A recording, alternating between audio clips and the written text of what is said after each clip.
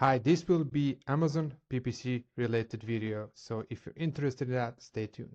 So I got asked recently, when do you, Igor, actually pause a keyword if it has high ACoS?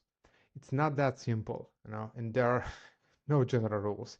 But so to picture this, this is an example keyword of jump rope with an ACoS of 73.59%. So I wouldn't pause it.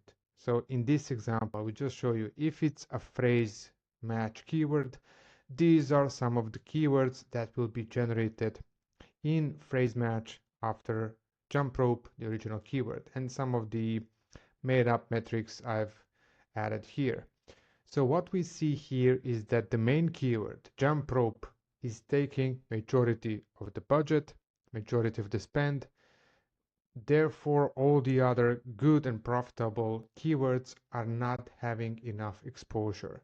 So the actual search term, which is the same as the original keyword, is taking over majority of spend, and therefore the overall ACoS is going up because it could be that it's highly competitive keyword, it's too broad, it's top of the funnel. So you need to dive in and see what is it that's generating all of that additional ad spend, because you will be surprised what you see beneath the surface.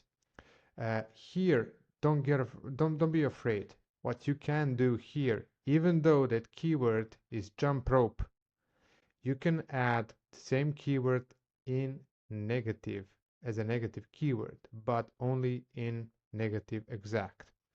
What will happen?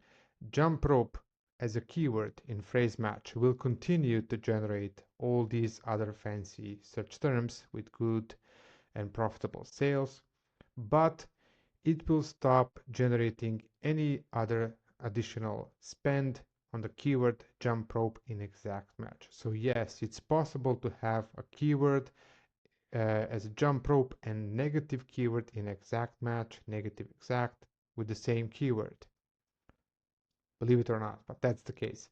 And then you will open up all of these, open up new budgets for all of these additional keywords to generate more, to spend more, to generate more additional good performing search terms, which you can then harvest and put into in additional campaigns. So today's video is going to be this short, but I like to put these frequently asked questions out there so that we avoid any confusion in the future. So let me know how you manage this, and if you have any additional questions, let me know in the comments. See you tomorrow in the next video. Bye bye.